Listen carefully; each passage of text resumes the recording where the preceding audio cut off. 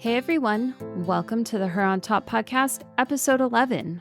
Today we are going to discuss makeup sex.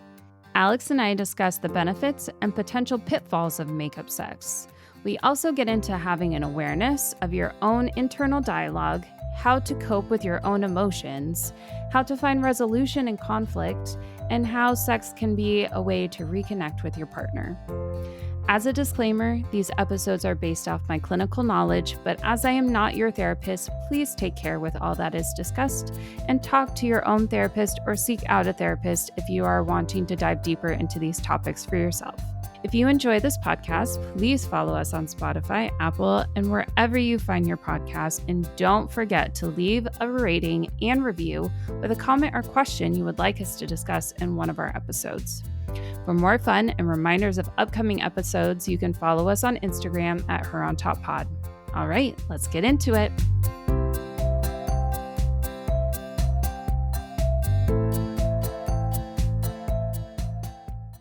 Hello, listeners. Hi, guys. Happy Friday. Happy Friday, as always. Welcome back to the Her on Top podcast. And Alex, how are you doing this beautiful Friday? I am doing so good. I have a nice, easy day going. It's feeling good so far. I had a great workout today. I'm in a good mood, which my fiance will be very happy to hear when he comes home. So there's that. How you doing, my dear? I'm also doing good. I've been getting some fresh air in the morning with some walks this week, even though it's been really cold out, but I kind of like that it was cold. You and And Connor, man.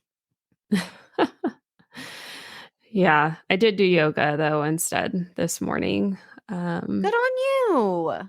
yeah. I love that you're And getting some you time. yeah, well, it's not always easy to wake up early to get that you time, but it's still really important. So I'm glad that I'm making the effort to do that as well.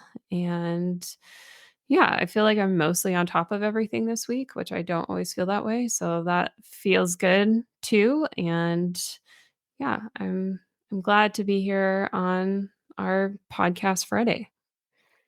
Me too. You guys, we've got a kind of interesting episode here for you today. The topic that we're going to go over is going to be, drumroll please, makeup sex. The Yes. good, the bad, why we love it, if you love it, do you have it? Not sure. But we're going to kind of talk all things, our opinions a little bit on makeup sex. Yes. Yeah. And you had kind of brought this to the forefront as something to talk about, and it was interesting because I think I was thinking about it, and I don't really clinically talk about makeup sex very often. I don't think a lot of clients bring it to my attention, but um, I was also thinking about it just in terms of me and my relationship, and I don't think we really have makeup sex necessarily. Like, I don't think that our conflict goes in the direction of then we have quote unquote makeup sex. It doesn't mean that we don't have sex eventually at some point, but I don't think it's like a natural, like, oh, we had a conflict and now we want to make up with sex. So I'm interested to hear that for you. And I'm sure there are a lot of people that do have makeup sex and want to know about that. So it'll be interesting for us to talk through this and kind of see what does that experience look like for people that do have makeup sex, and how can it be healthy, and how can there maybe be parts of it that are not addressing like actual needs for us to hopefully be like bringing some resolution to conflict. So, Exactly. And that was kind of my whole thought, guys, with this episode is that there's nothing wrong with it, but the no. biggest thing whenever you and I have talked about this topic before, just in our own lives and just together with each other, is exactly that is, when are you, if, I guess not when, but if you're using this as the driving resolution to the conflict, I think that's when for sure it can get a little bit dicey, and maybe you might want some other different techniques of how to do that in a more healthy way. Yeah. And then if you want that end closure with each other after, great. But that was kind of where I looked at it. And also, just the other part of this that I find kind of interesting is I think that makeup sex is a very prevalent thing in like media, like TV, movies, things like Mhm. this, right? Like Mhm. that's where I think you see it very like starkly, where Mhm. it's like argument, argument, argument, Yeah. and then bing, we're in the bedroom, you Right. know?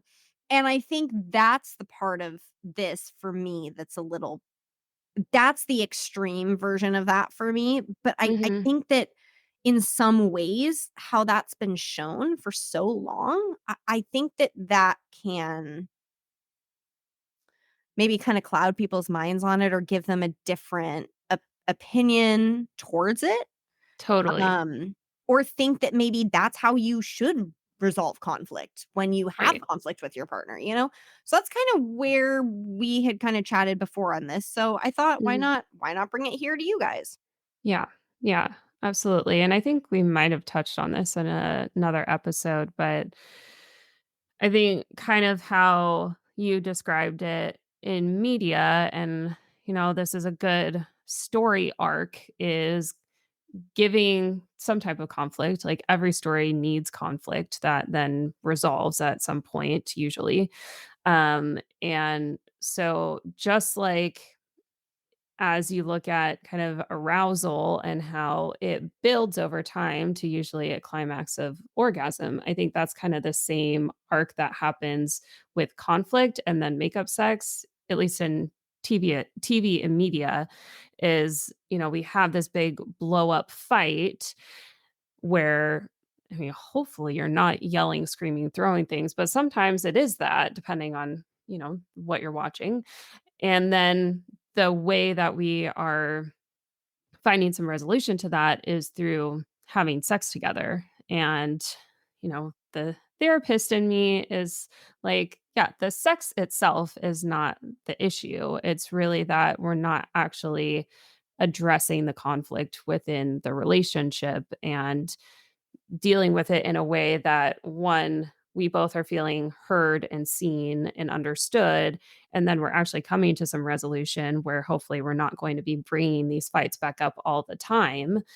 um, and then you could move on to sex. But I think a lot of the trope is like people that are hot and heavy for each other all the time also fight a lot, and I think that's because you're fighting, but you're not actually coming to any type of resolution. And the sex is just helping you guys feel better about your relationship and with each other, but not actually helping you resolve anything. And so then, you're going to have another fight and probably bring in all the same crap that you brought in from the last fight because you're not actually resolving anything. Precisely. Yeah. So, do you have an experience with makeup sex? I think you also mentioned in a previous episode that that's something that you have experienced. So I was wondering, like, Yeah. is there a world where maybe that isn't the only trope and maybe we can have a conflict situation where I always tell my clients at the end of a conflict that we kind of go through this stage of trying to understand each other's feelings, trying to understand each other's perspective, trying to empathize with each other. Then once we both feel heard, going through the stage of, okay, maybe we need to actually come to some resolution, have some type of compromise to a problem that we have. If this is a real problem that we need some type of solution to move forward with, we have to come to some compromise. And then once that's over and we're like, okay, we're done. We don't need to talk about this anymore. We found our resolution, our solution, and we're moving on. I always do recommend that there is some type of significant way of saying, we're okay. We love each other. We want to move forward. We don't need to talk about this anymore. And I usually say giving a kiss or a hug and saying, I love you. Like, let's move on. But sex could also be, something that you could do if you have the time to do that, Yeah. to signify like we're good and we're totally okay. And we're going to move forward and, we don't, we're going to leave this in the past type thing. So, Yeah. Is that something that you've experienced? Or, maybe you've experienced the latter where it's a little bit more like we have big blow up and then we have sex, but maybe we're not actually finding any resolution to our problems. Yeah, so, you know, in a different relationship that I had at a different time in my life, not the current one I'm in, it was definitely the latter. Like, it would be really bad, Mhm. and then it would just be like the almost like the only way they knew how to resolve it was that. Right. So there was no, like you said, there was no resolution to what the true problem was and what were we looking at and why and everything like that. Mhm. So there was that little piece of that.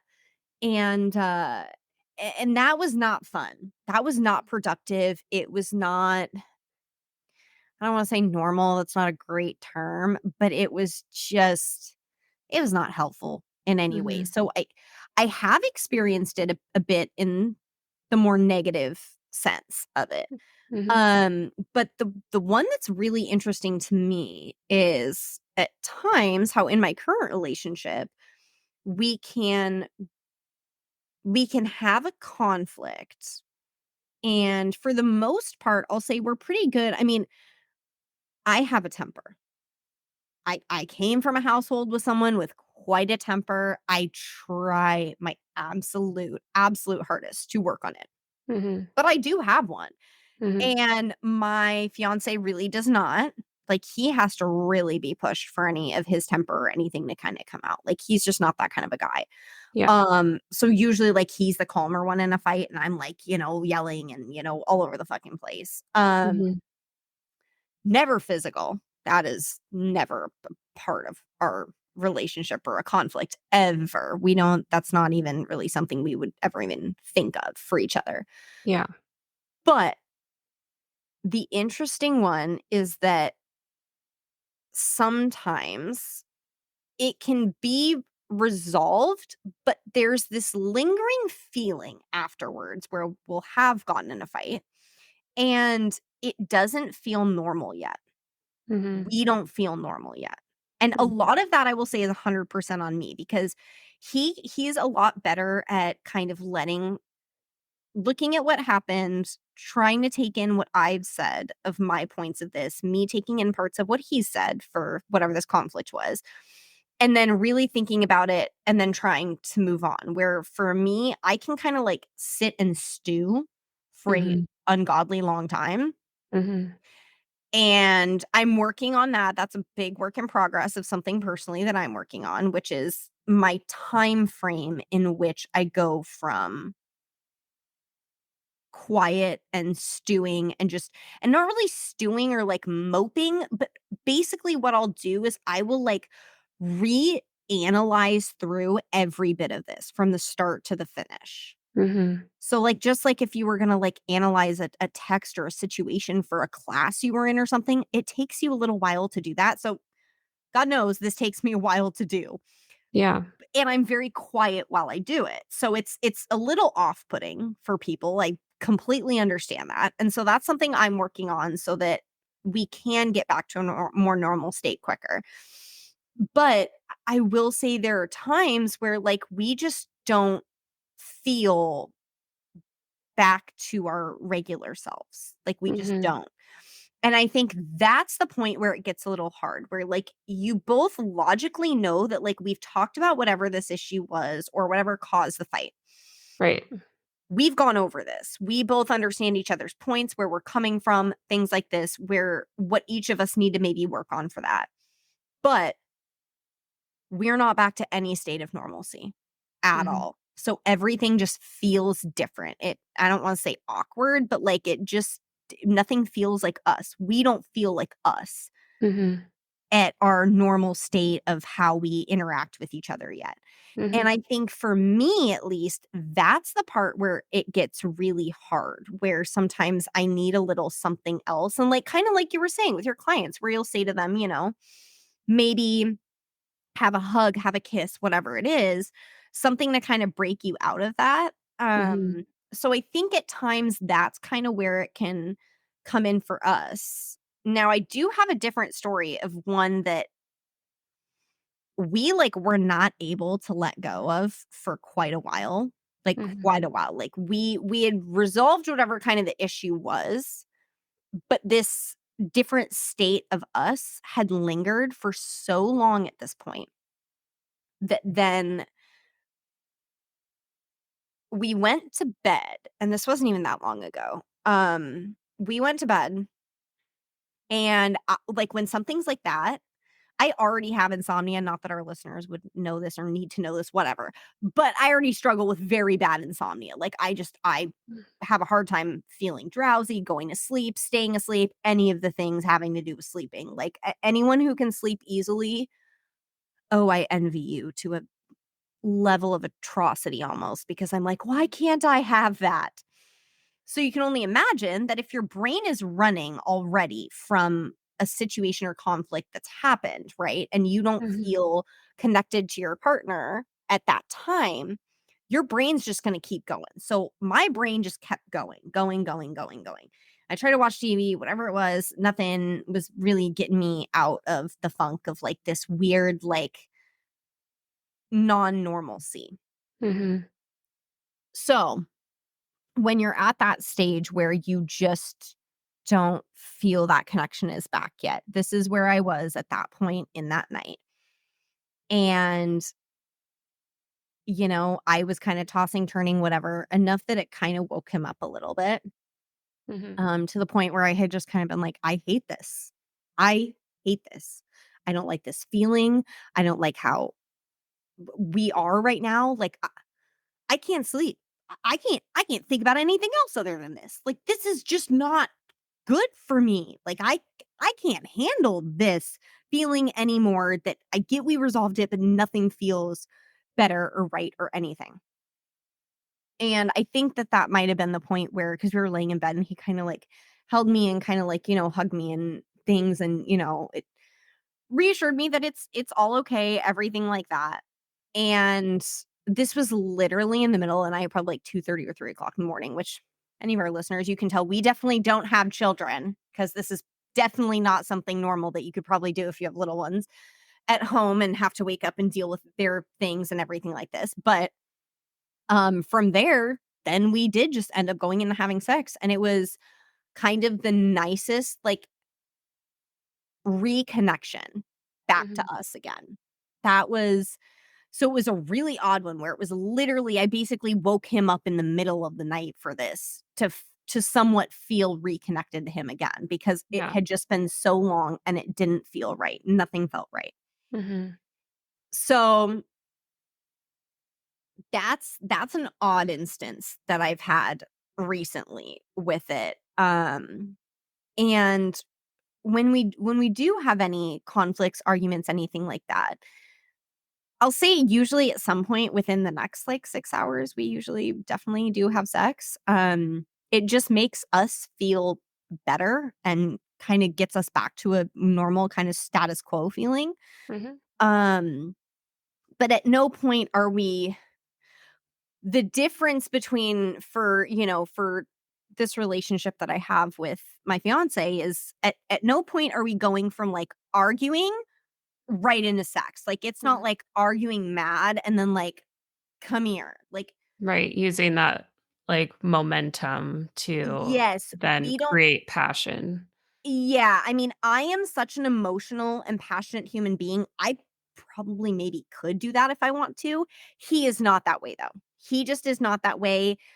He's probably not gonna get aroused at that point whatsoever.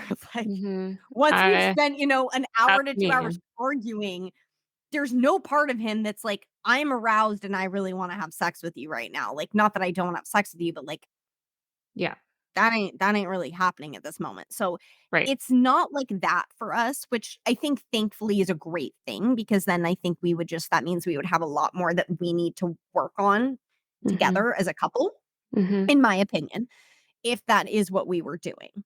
Yeah. And I've had an instance in my life that was different like that, and it nothing ended well. Nothing even ended.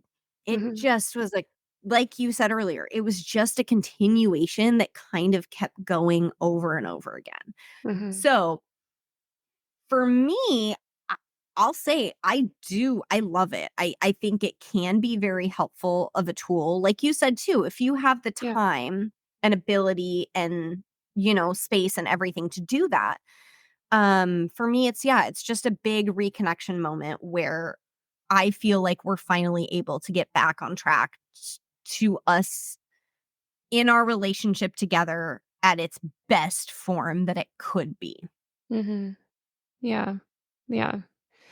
Well, and I wanna dissect that kind of interim time a little bit, and this Yeah, could get into if people are familiar with, like, attachment styles and how we feel about conflict, and I won't get into the weeds of that, we could do a whole episode, even series on that, but essentially, for me, wanting to know a little bit more and more specifically about this instance, because it sounds like this instance was different than what typically happens, like, what specifically were you feeling in that time frame? I don't know how long it lasted, but feeling disconnected from him, and what do you think was the difference in that scenario where it was more intense feeling of disconnection than normal?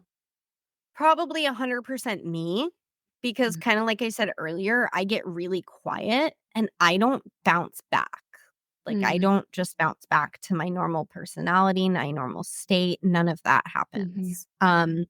So what I think probably part of that definitely was I just was nowhere near back to feeling like me or feeling like how I normally am around him.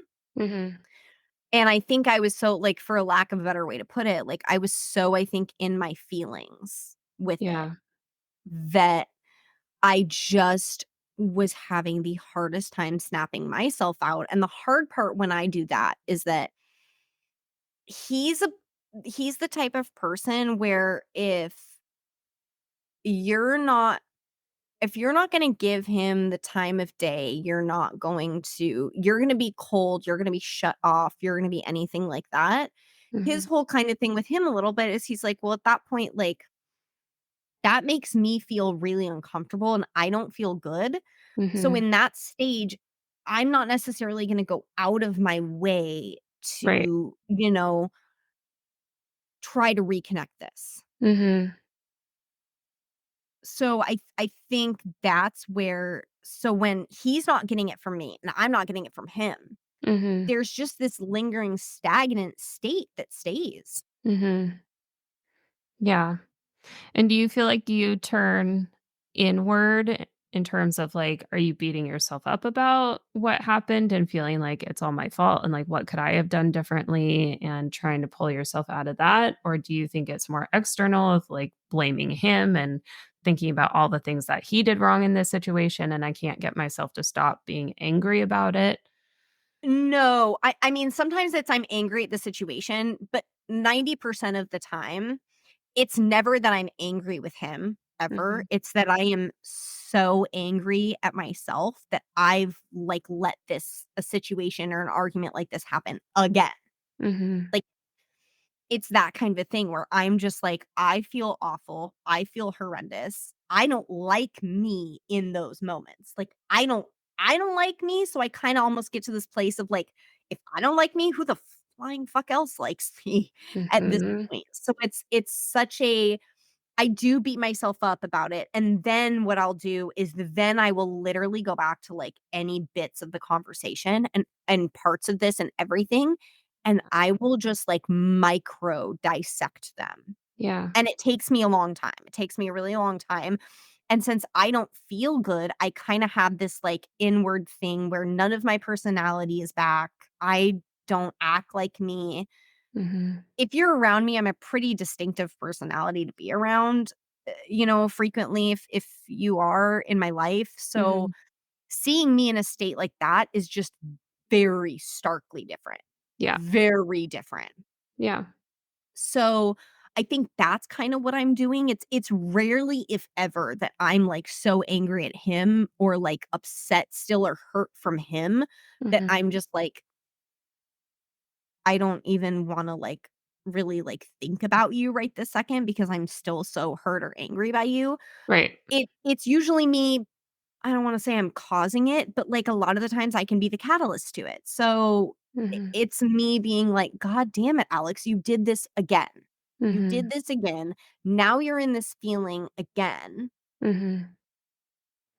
And I don't wanna say almost like I deserve the feeling and I deserve to sit in the shit, but to a point, I'm just like, "Well, okay, then maybe," because I am to a point. I'm a very emotional and passionate person, but I'm also a very analytical person where I will dissect things to the nth degree. Usually, unfortunately, nothing ever of value, mostly like human conversations and interactions and things. Like nothing that's Yeah. gonna benefit me in a workplace or anything like that, or financially or anything, just in my life. But Yeah. Sounds like anxiety. oh, that's good. That's good. That's good. Love that. Yeah. Man. But yeah, that's one for me that's pretty difficult. Yeah. And I think that's so common. I think that is also a very common thing that happens in my relationship too, that I think my husband is usually the one that does that. Um, he struggles with at times feeling confident in himself or self-worth. And I think I'm usually the one that brings a lot of our conflict to the table. Not that I'm like trying to start a fight, but usually I'm like, I have a problem with this and I need to talk about it.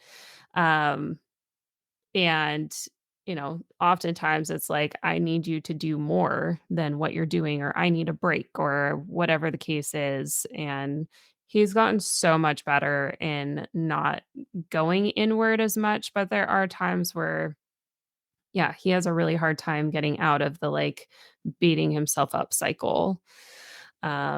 And I would say, as a partner on the other side, it can also be hard to not take that on as well as like, my partner is like upset with me somehow, or um just feeling like, why can't you get out of this so that we can reconnect again? Because same for me, like when he's in that downward spiral, then it for me is like, now I feel dysregulated and I feel like, I don't have you emotionally available to me anymore. And that feels threatening. And Oh, so, that's an interesting way to think about it. yeah, uh, it's like I need this resolution so that I can be okay, and that's why I don't think um, makeup sex is something that I personally want, is because I need that resolution first before sex can happen, versus sex being the way to get that resolution. That it's like, I need you to emotionally be here for me and be okay before I feel comfortable enough to enter into that space with you.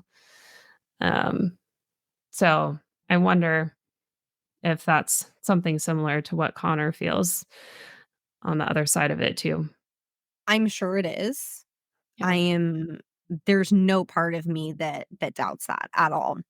And the way that you say it really was interesting to me, of the being, "You're not emotionally available to me, so that makes me uncomfortable." Mhm. That's a really interesting insight to that I guess I maybe hadn't really fully thought of before. Mhm. When you Yeah. said that really kinda rings really true to me for this. Mhm. Yeah. So, I feel like I'm being a little bit of a therapist today, but obviously I'm not your therapist, but I'm bringing some of this to light. So, for me, it sounds like what you are seeking from the connection that you want in either sex or some type of resolution is almost like, I want you to accept me, and then to almost give me permission to accept myself again so that we can Exactly. be okay. Exactly. 100%. Mhm. Yes. At that point where it's lingered, it's like, "Yes, I need to feel better with you. Mhm. I need to feel normal with you. I need to feel connected to you again." And which is, it's not lost on me in this that it's a bit of an oxymoron, that I'm the one turning inward. I'm the one kind of closing myself off a bit. Mhm. And then I'm like, "Oh, hey, I'm over here. I need you now. Mhm. Now I need you back again. But I've just Mhm. been closed off for hours from you, so you're not really, like, thrilled to, let me just jump back in, again." Mhm. And I think the other hard part with me at times too for this is at times sometimes I'm really wanting that connection back a lot quicker, and sometimes Mhm. I don't know what to say or sometimes how to do it. Mhm. Um, or like I said, I've just beat myself up for so long that I don't even try Mhm. because I just feel so bad about myself that I just don't even go there. I don't try. Mhm. Um, but it isn't lost on me at all that I'm shutting off and then I'm like, "Hey, I need you." Mhm. Which is hard on him, that Yeah. doesn't make it any easier on him, and I think at different points in our relationship, it's also been, like, sometimes I need space. Like, I just need some space and time with my thought and things like this and all of that, right? And Yeah. I don't wanna be hugged, I don't wanna be touched, I don't want any of it. And Mhm. then it's really difficult because sometimes I do want that, and, like, sometimes I have this big surge of, like, "Well, if you just, like, grabbed me and hugged me right now, I would feel so much better." Mhm. But I understand his part of it where it's kind of like, "Well, I've done that at different points in our relationship and it wasn't what you needed." It's like, how am I supposed to mind read in this moment what you need? And especially if I'm not communicating that back, then no wonder.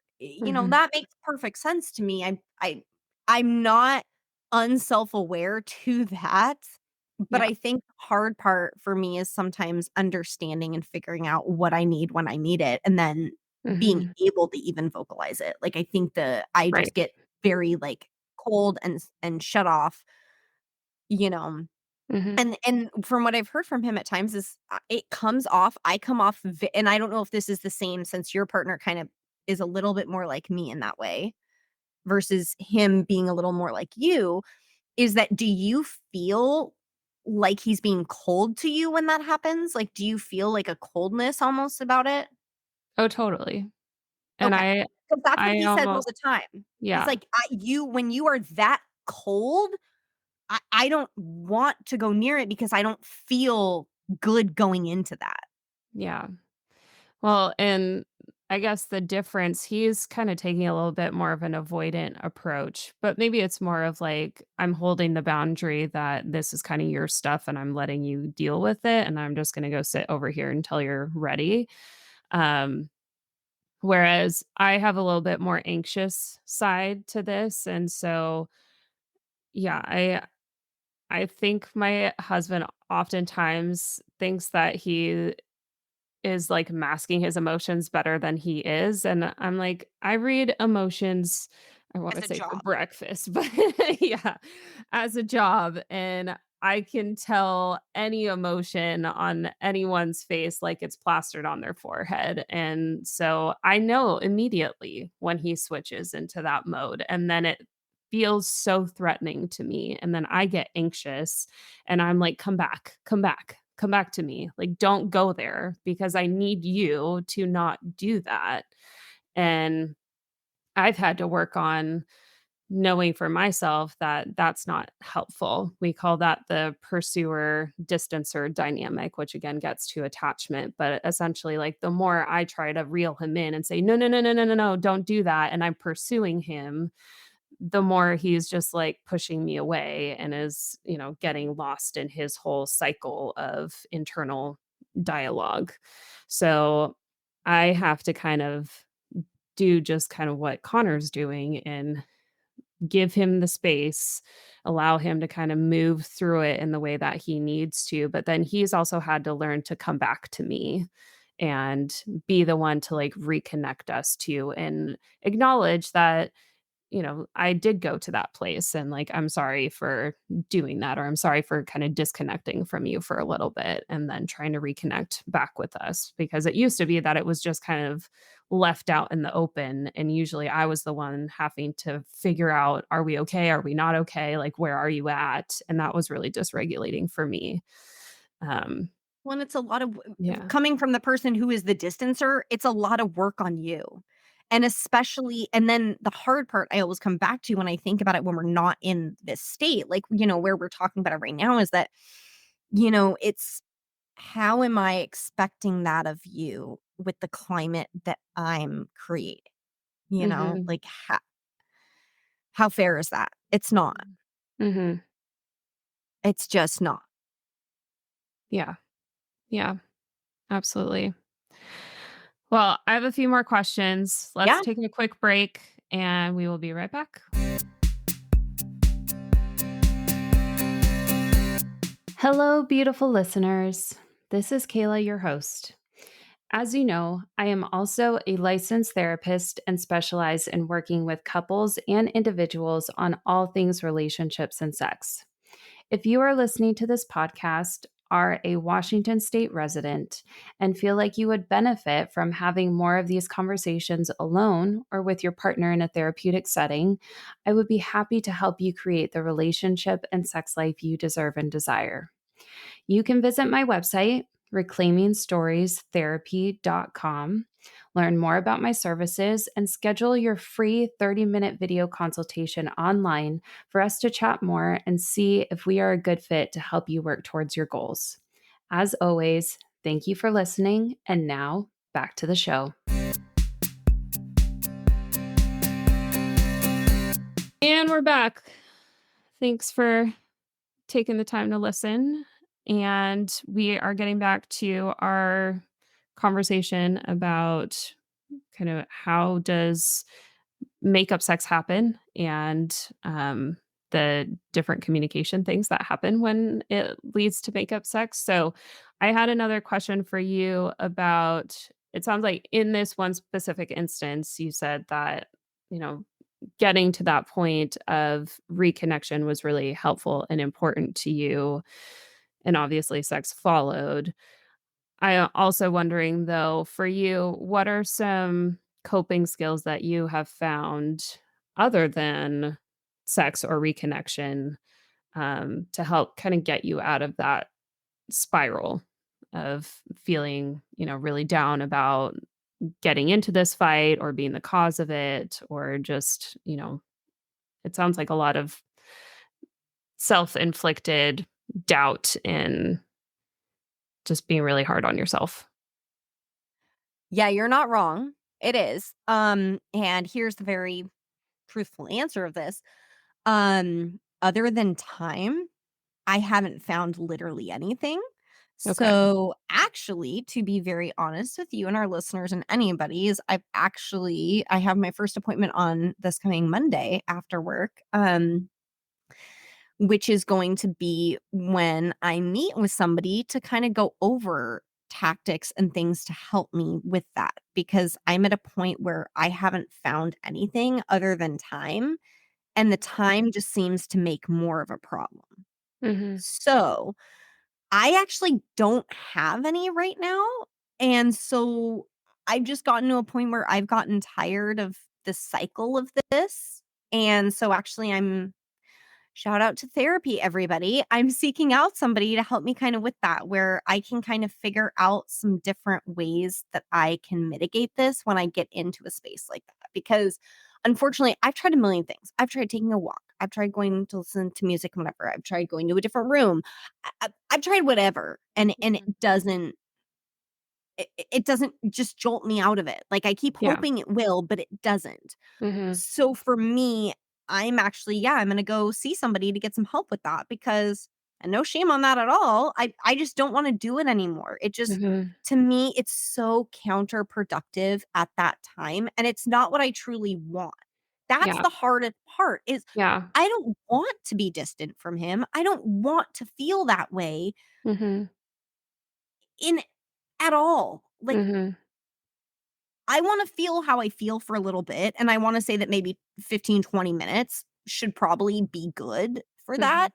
but then the more I sit in it, the more I have a hard time getting out of it. Mhm. It's kinda like quicksand. The more I get down in it, the Right. less I can pull myself back out. Yeah. And any of the things that I've ever tried or, once in a while, what we've done when it's not the bloody winter, and as much as Kayla told everybody early on this, she likes the cold. I don't like the cold. I like a steady 75 and sunny.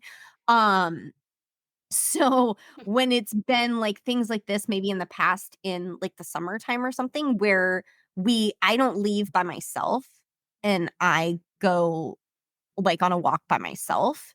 When we've gone together on a walk, that's actually sometimes been one that's really pulled me out of it because Mhm.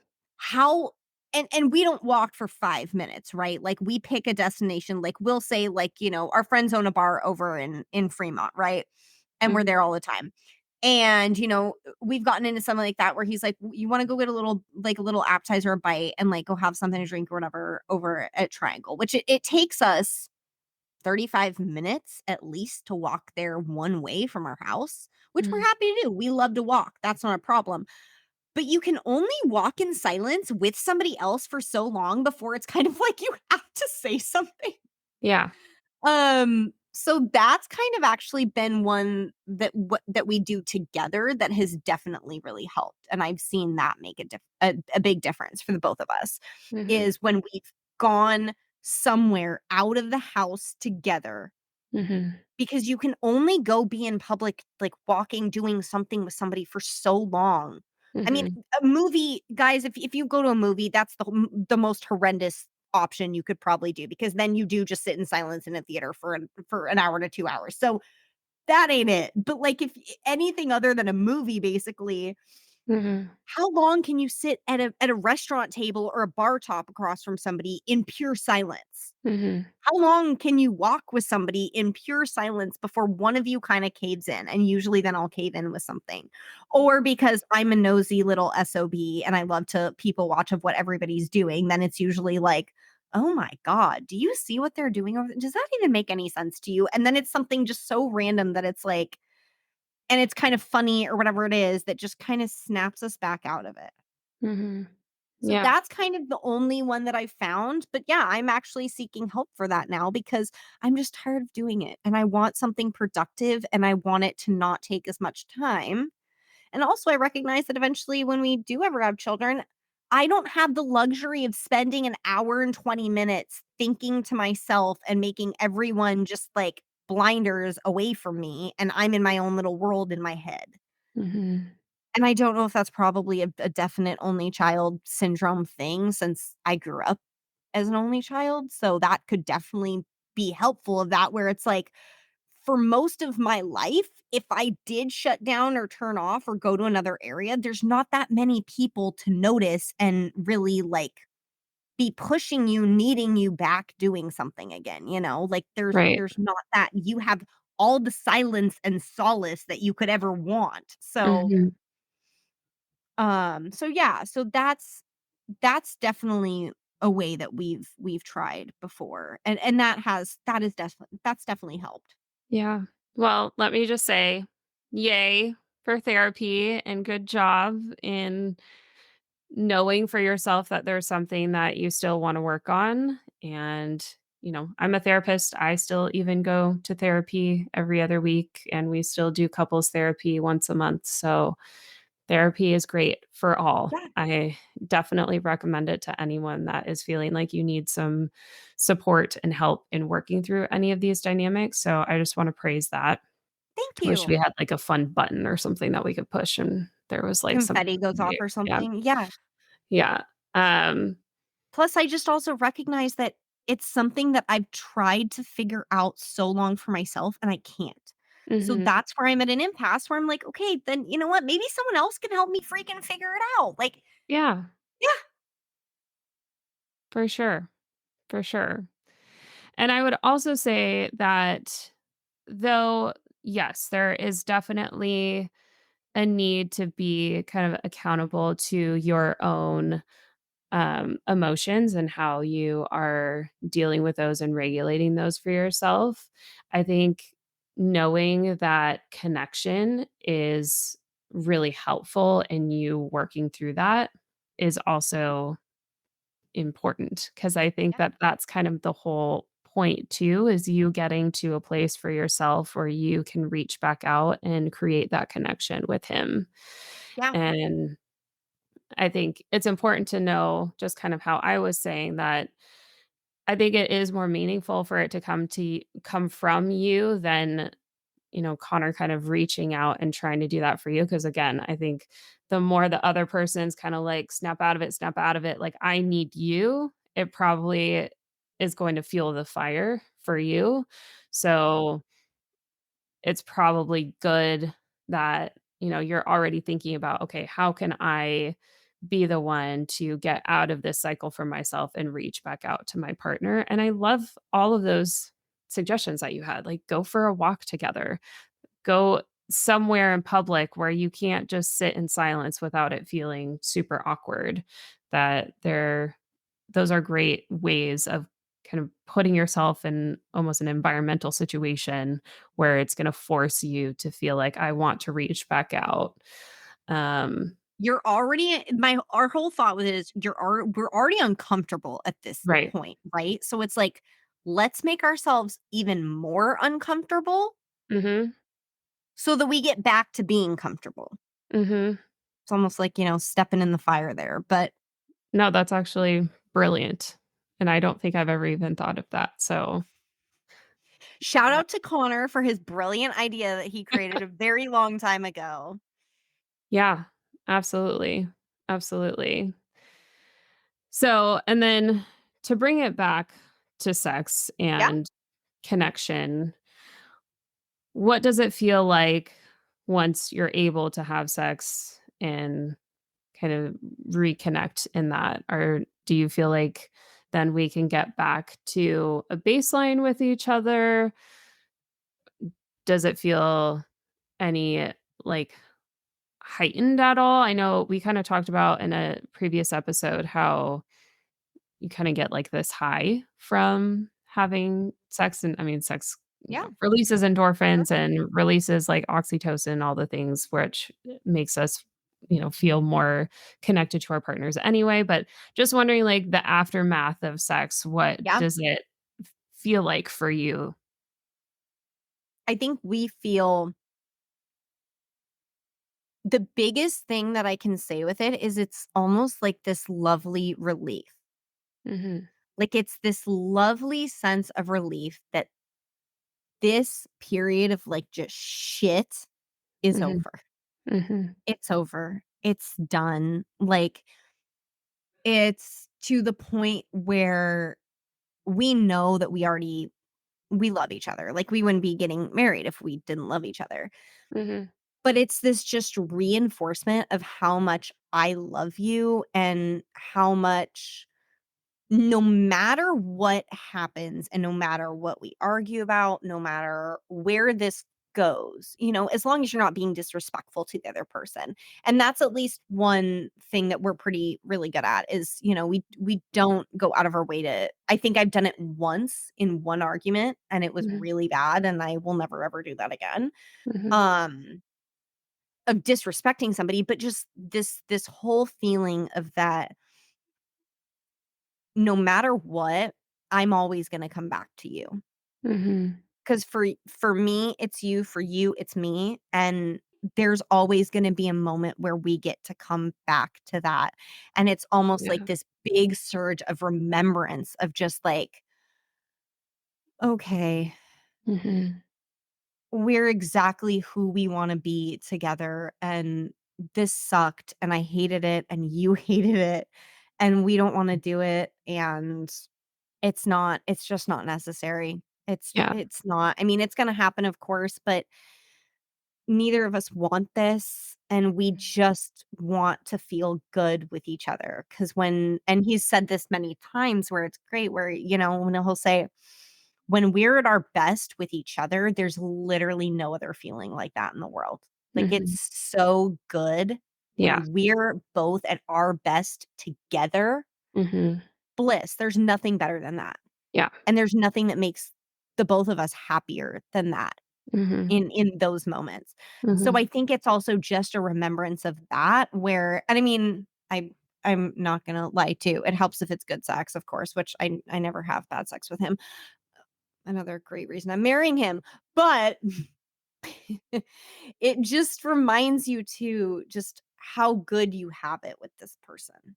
Yeah. And I think that I don't wanna be cheesy with it, but that flood of, like, memory Mhm. to your mind of the memories of everything good that you Yeah. have, that drowns out the silence. That Mhm. drowns out and gets rid of the awkward feeling or the me feeling down on myself or Yeah. any of that because it's like, you love me and want me for exactly who I am, even when I'm being this ridiculous bitch of that I decided to be today for whatever reason I chose to do this.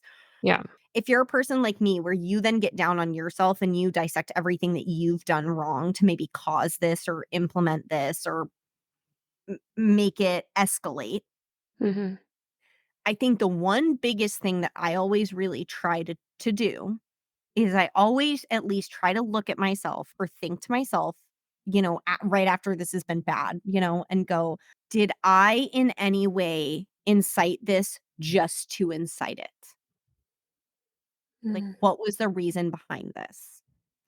And I think that's one other tool that I've used to kind of try to help me snap out of it a little bit or to make sense a little bit of my emotions or feeling towards it, where I do just think that that's something sometimes that you can come back to a little bit if you're the person that sits in the seat like me and your husband do. Mhm. Of just, okay, I didn't create this just to create this, right? No, I didn't. There was a point to this. If you're someone who sits in that feeling, I think that can also be a really helpful thing to sometimes look at. Mm. So you're saying that this is you actually coming to the table with something that you needed to discuss Yes. that incited the conflict. Yes. Okay. And that the thing that I brought up is worth it. Like I'm not just doing this to do it. Mhm. Yeah. Well, I think that's a really good thing for someone in your position of being the one that brought it to the table. I think in our situation, it's usually the opposite. And I think my husband tends, I mean, this is where gender comes in. This is where roles in a relationship come in. I think still, we're still trying to work out, how much is my husband doing versus me and me being mom and, like, feeling like I should be doing all the things, but I can't and needing help. Um, I'm constantly, like, taking stock of how I'm feeling and what I'm doing and what I need, and when I'm feeling overwhelmed, I, tend to come to him and be like, "I need help. I need help from you." And so I think I'm usually the one saying, "Hey, I have a problem, let's talk about it." And so I think he's usually on the receiving end of that of like, "Oh, I'm not doing enough." And I think that's where his spiral gets in of like, "I don't know how to help you enough. I don't know how to please you enough. I don't know how to like be enough," even though Agree. Yeah.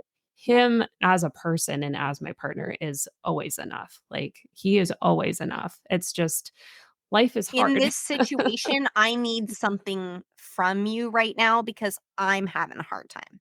Yeah, exactly, exactly. So, I think just like you were saying, if you're the one coming to the table, that's a great thing to think about, and I think in general, just knowing that your partner just they want you, like, you are always enough, and they just want you, and that's really the hard thing when you're in that spiral is, again, you're not there for them, Yeah. and so And your if self-worth isn't in that moment. You're not right, feeling a normal amount of self-worth with yourself. So it's yeah, almost like I don't have it to give you because yeah, I don't want to say I'm throwing a pity party for myself, but I am throwing a little mini pity party for myself of like, yeah, if I'm not even worth it in my own head right now, what the fuck could you possibly want from me? What makes me worth it enough for you right now, you know? right, And I'm also just for our listeners to know, I'm an incredibly dramatic person. I probably should have actually been an actor is probably what I should have done as a job. So that doesn't help. yeah, I'm emotional, I'm passionate, and I'm kind of dramatic. So mhm.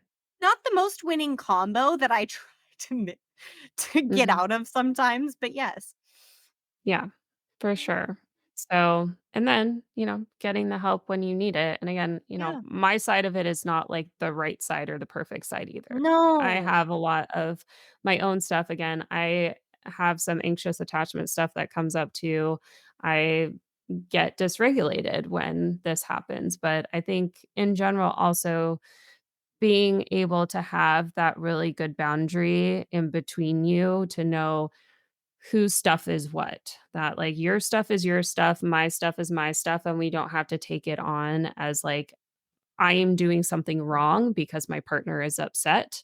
It's like, for Yes. the most part, just like you're saying, most of the time, it's not even about our partners. It's a lot of this, like, internal dialogue that's going on, and it's okay for us to say, "You know what? I'm gonna support you from over here. Like, I'm gonna let you kind of have your process and do what you need to do, while I kind of, just sit here and wait." Like, I don't have to take on that emotional energy of then feeling like, "Oh, well, it's my fault now that you are feeling bad, and now I have to feel bad about myself because you're feeling bad." Then we're all just gonna feel bad. And no one wants that. Yeah. So yeah, so I think it's yes, so I think if you're so passionately using makeup sex in the moment that you're going straight from an argument right into sex, I would say that, seeking maybe a little different way to do that might be very helpful for you. But yeah, the where we at least come at it as is it's just such an amazing remembrance of all of the reasons of why we're together, why we love each other, why we're Mhm. here, and why we choose to be here and we choose Mhm. to stay here. Mhm. 'Cause Yeah. I don't care, even if you're married, you're engaged, you're anything, Mhm. you're choosing to be there. So, Absolutely. remembering that, I think that's the best part of that, because you could choose to be elsewhere, but you're not. Absolutely. Absolutely. I'm also gonna just say, listeners, I am so sorry if you hear any crazy background noise. I have no idea what my toddler is doing on the other side of the wall from my office, so He loves balls, guys. We're in a yeah. big, like well, like, not like we have a sex podcast, so I think I need to rephrase that. He loves athletic balls, soccer balls, basketballs, footballs, and those make noise, and he's enjoying that. So you know what? Yeah. I'm gonna take a page from a very wise person I, heard say something about when a child interrupted something, which is, you know what? They're a gift from God, and that little voice is a gift from God, even though I'm not the most religious person by any means you've ever met, but they are. So, you know what? I'm so sorry if you do hear a baby background noise, but we are so thankful that he is here. That's about it. That's how I Yeah. feel. Yeah. A less religious way of thinking about that would just be like, he's being a toddler. He's True. doing all the things that he's supposed to be doing, and that tends to make noise, and me 100%. recording a podcast in trying to have some silence is not always the reality that I live in. So so I apologize for any background noise, but I do have a toddler and that's just what it is. Um with that, I think this was a great episode. I do too. I love how sometimes these episodes turn into things that we weren't really anticipating, and that's No. kind of what we strive for. We try to give some scaffolding to what we're talking about, but a lot of times we just kind of free flow, and I think that's Yeah. really cool. So, we always appreciate you tuning in with us and being here for the journey that we're on every time. Guys, thank you so much. Again, we're on Apple, Spotify, basically anywhere you can get a podcast. Please leave us a review if you want to. Leave us questions, leave us anything, and engage with us on Instagram. We're there too. So we will drop little. We have an episode coming out again here soon. So anytime we have that, we will drop little things on Mondays, Thursdays, and Fridays, and just engage with us in any way you see fit. We appreciate you for being here, and we hope you have a great rest of your weekend. Yeah. Have a great rest of your weekend, and we will see you next time.